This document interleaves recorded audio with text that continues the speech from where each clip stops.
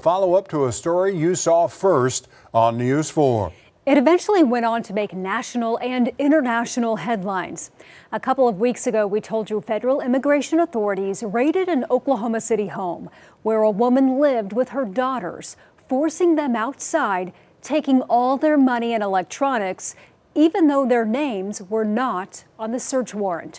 But tonight, just days since that happened, the family is still waiting to get their items returned. And now it appears the federal government is trying to take more. News 4's Spencer Humphrey has tonight's update for us. Spencer? Yeah, guys, just to give some context on this, this was never a question of whether investigators had the legal authority to enter that house or take things from it. As we previously told you, a judge signed a warrant for the raid as part of an investigation into a human smuggling ring. The question has always been about the treatment of the family who was in the home, what they received during the raid. And tonight, there are new questions about what federal agents told the judge in order to get him to sign off on the raid.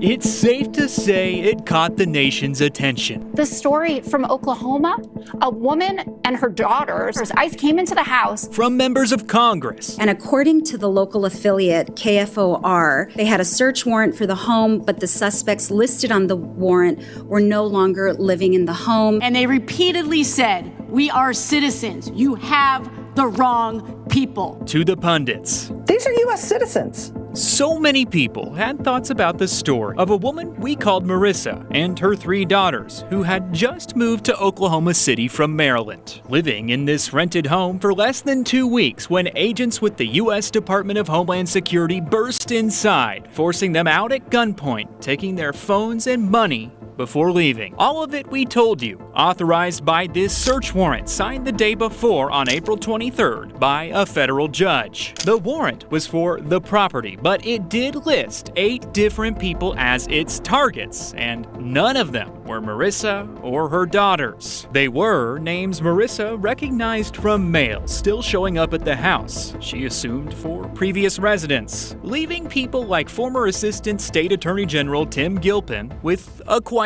I wonder if the law enforcement agency had the correct information, if they did their duty and responsibility to double check the information, and what was their level of certainty that they had the right house and the right people. After days of us asking, Homeland Security finally responded, acknowledging the previous residents were the intended targets. As we've told you, those previous residents were wanted in connection with a human smuggling operation. DHS went on to claim they'd done surveillance at the house and found one of the 8 targets listed on their search warrant had paid the home's utility bill. They didn't and still haven't said when they made that payment. They told us when they asked the judge to sign off on that warrant, they'd presented him evidence that a human smuggling group was using the home as a stash house. But DHS's statements also kept evolving, and eventually the agency claimed they had not ruled out current occupants, like Marissa, from their investigation. They put out this press release claiming to set the record straight on what happened. It included what we've always shared, that the raid was based on a lawful court order from a judge. But it also shared reports from some media outlets claiming one of those 8 human smuggling suspects named in the warrant, a woman named Sadia Lima Lopez, actually still owned the house at the time of the raid on April 24th. DHS cited those reports as fact in that news release, but we found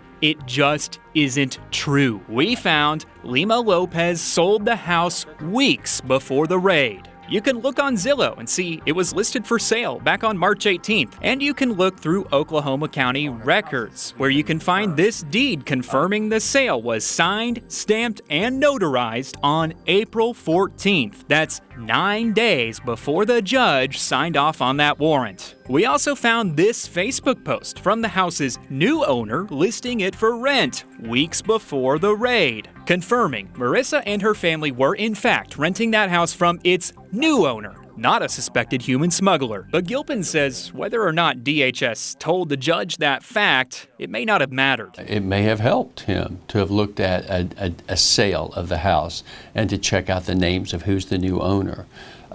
It's not unusual, though, in criminal enterprises that property switches hands. And now we've learned last week the U.S. Attorney for the Northern District of Oklahoma filed this notice saying the government wants to seize the house. Most people don't realize that the government has a great deal of power when it comes to seizing assets and when they suspect criminal enterprises associated with the assets. But the court document only names the home's old owner, citing her being indicted as part of the human smuggling investigation. It says nothing about the home's new owner. That's despite the fact the deed showing that new ownership has been publicly available on the county's website since April 30th. We reached out to the assistant U.S. attorney who helped file that court document, asking him about the government potentially taking the new owner's home. We haven't heard back. We asked DHS the same question. They didn't answer. We also asked DHS if their investigators knew the house had been sold, listed for rent, and occupied by a family unrelated to the former owner for multiple weeks before the raid. They didn't answer that either. And we actually sent DHS a list of 10 very specific questions, some of them asking, were they aware that the old owner sold the property before they asked for that warrant? If they made the judge who signed the warrant aware of that fact, what specific day that utility bill was paid by one of their suspects? Was it paid before or after the home sold? All they told us is something we've been telling you since the beginning, that their warrant was for the property, not individuals, and that the search was authorized by a judge. Meanwhile, Marissa and her family still don't have their phones or money back, something members of Congress asked Secretary of Homeland Security Kristi Noem about last week. Noem did not provide a timetable for the return of items, saying it's an ongoing investigation.